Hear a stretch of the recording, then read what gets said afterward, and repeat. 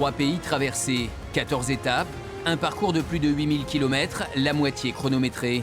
La 40e édition du Dakar s'élancera le 6 janvier de Lima au Pérou.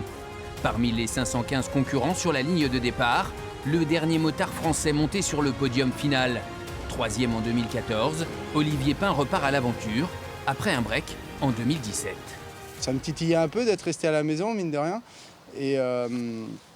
Et ensuite, j'ai vu le parcours, il y a eu où ça repartait de Lima, donc je savais que toute la première semaine, ce serait que du sable, qu'on n'avait pas eu sur les 2 dernières éditions que j'avais fait. C'est aussi là où, en 2013, j'avais passé 5 jours en tête, toute la première semaine, donc il y a pas mal d'histoires. L'histoire, Olivier Pain l'écrit cette année comme les pionniers du Dakar. À 36 ans, le Deux-Sévrien s'élance dans la catégorie Original. Celle appelée à l'époque malle moto, en référence à cette malle de 80 litres fournie par l'organisation. À l'intérieur, son matériel pour assurer l'entretien et la réparation de sa moto, à réaliser seul, sans aide extérieure. Tous les soirs, ça va être un petit coup de vis, juste pour s'assurer que tout va bien. Et puis après, ça va être vidange. Le plus gros, ça va être la vidange, les pneus, on va dire.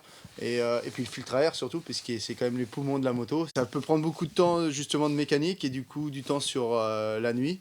Et pas beaucoup de nuit, ça veut dire qu'il faut enchaîner avec peu d'heures de sommeil. Et c'est ça qui va être le plus dur, je pense, pour moi.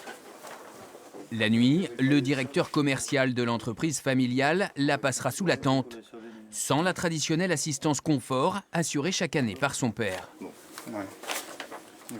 Il s'est lancé un challenge qui est audacieux, qui n'est pas plus sécurisant pour nous. Et donc, a priori, je passerai. Lui sera seul au Dakar et moi je serai seul à la maison. Quoi. Donc et voir à mon bureau, certainement. Dans ces conditions, dictées par un budget limité et des contraintes professionnelles, Olivier Pain ne se fixe qu'un objectif prudent, rallier l'arrivée comme il l'a fait à 8 reprises, en 10 participations. Il va falloir y aller prudemment, passer toutes les étapes sans chute surtout, parce que dès qu'on tombe en moto, on casse quand même beaucoup de choses. Et même pour moi, personnellement aussi, ça me fera toujours moins mal. Donc non, ça va être de gérer. Par contre, c'est vrai que sur des étapes dans le sable, s'il y a des coups de nave, ou même après, hein, si on peut refaire 1 ou 2 étapes pas loin des 10, ce serait vraiment sympa.